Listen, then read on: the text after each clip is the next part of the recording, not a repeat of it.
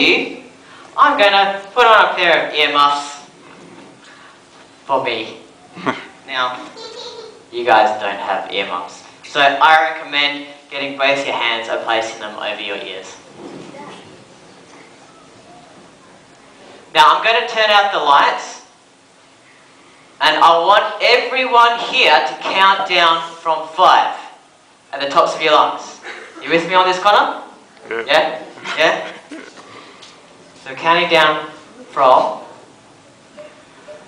5, 4, 3, 2, 1.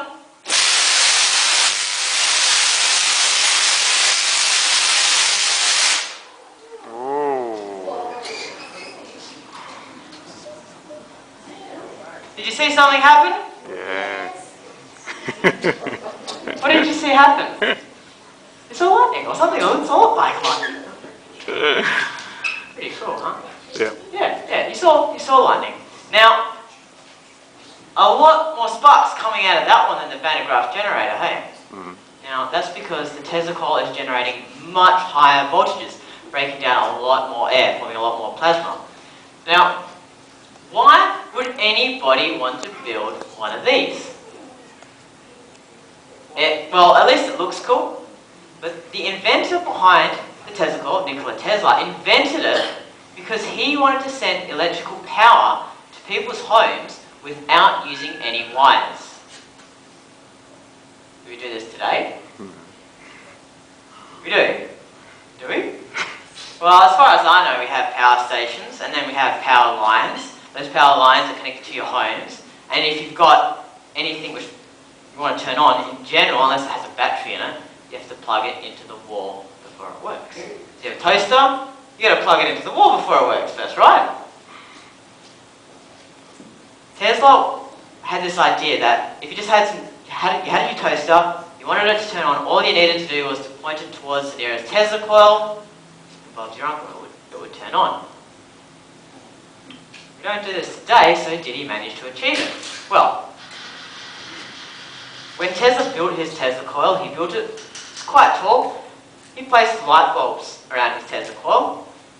They weren't connected to any wires. He turned it on. Now, we're going to conduct the exact same experiment today. But rather than having light bulbs, I've got a fluorescent tube strapped to the side of the cage over here. I've got another one over here, which I'm just going to prop up. And the third one. They aren't connected to any wires. Can I have a victim? I mean a volunteer to come and help me out? Yeah, would you like to help me out? Would the audience like to give a volunteer or victim a round of applause? Hey, what's your name? Emily? Nice to meet Emily. Have you been having a good day? Yeah, it's been alright? Okay, alright, here you go. I'll just give you some earmuffs. Okay, Emily, can I get you using both of your hands to point that towards the Tesla coil? There we go, excellent job. Okay. Alright, so what I'm going to do is I'm going to turn on the Tesla coil again. Make sure you place both hands over your ears, but also take a look at that fluorescent tube, and this fluorescent tube, and we'll see which ones, including Emily, light up. Okay.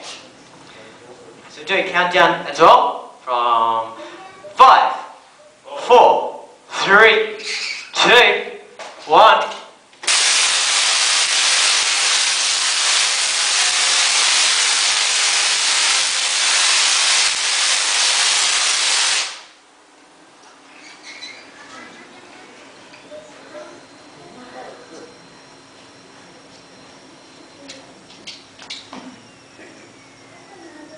You okay? Yeah, you still breathing? You're still alive.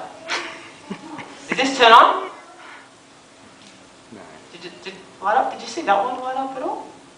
Did you look at that one? Not really? It's okay. Alright, Emily, I'll take the fluorescent tube off you. Emily, would you like to do a standing bell as well, like everybody else? Excellent. Everybody, please give Emily a round of applause. Okay, so I like to say, Emily, still alive. Thank you very much. I still have my job. It's okay. This one didn't light up. Did anybody see this one light up? Yeah? Yeah. You did? Yeah. You gotta look. Did anybody see this one light up? It's a little bit harder to see this one, especially where you're sitting. You guys might have seen it, except it doesn't light up as much. Generally got to do with how it's facing. But we did get them to light up. Amelie didn't light up. Why not? What was different? Not quite. Over here? No? Yes? When you get the big voltage, the voltage will set the easiest route. It's kind of lazy. And within the cage, it's fine, it goes to tubes. But as soon as it's outside the cage, it just likes to go down through the wire. That's Very good. That's the best answer I've ever had. Give a round of applause. Yes. So, long story short, the cage is doing a lot of the work. And what we had over here, electricity wants to take the easiest route. It can flow pretty much, and it goes through the cage and basically down to the ground. So it can't actually come out of the cage. Now, it's known as a Faraday cage, and I'm willing to bet that everybody here has one of these cages at home. Do you have a Faraday cage at home? I'm still willing to bet that you do. Do you have a microwave at home? Put your hands up if you have a microwave at home. I just want to see. If you have a microwave at home, you have a Faraday cage. Obviously, it's not as big as this one. It's much smaller, but you still have a Faraday cage in there.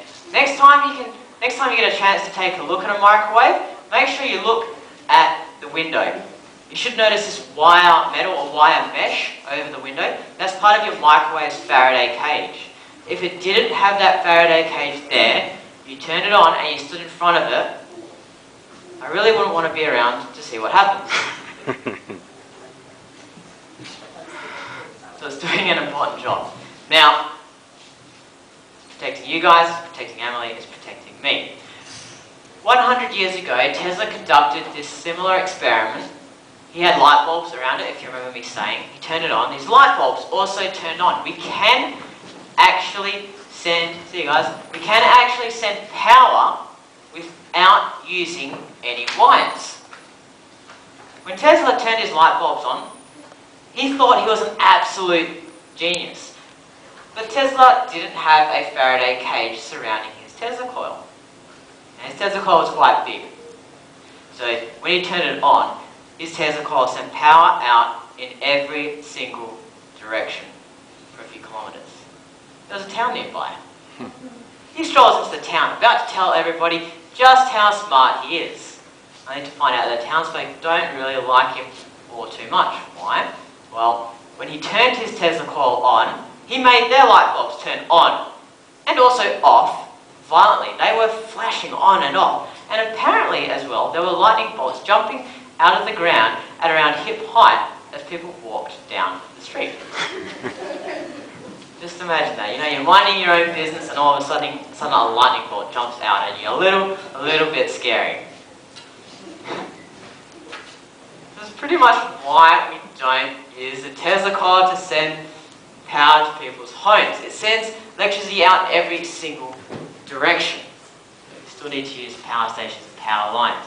Now, while we don't use the Tesla coil like this anymore, we can actually thank Nikola Tesla quite a bit for helping develop electrical power systems and engineering and all this kind of thing. Now, the Tesla coil we can also describe as something which is called a transformer. So not like Optimus Prime or anything like that, but we call it a transformer because it steps up voltage. So quite often at home, you guys probably have lots of transformers in your home. Quite often it's transforming high voltage from the wall down to a low voltage so that your appliance can use it. If you've got a laptop or a mobile phone and you plug it into the wall to charge, you should notice this little box. In that box or power pack is a transformer taking high voltage to low voltage. I like to say the Tesla coil takes high voltage to really high voltage because we can get transformers which take low to high. Anyway, without further ado, to celebrate the life of Nikola Tesla, the Tesla coil, and also the end of the high voltage show, I'm going to turn the Tesla coil one last time. So place both hands over your ears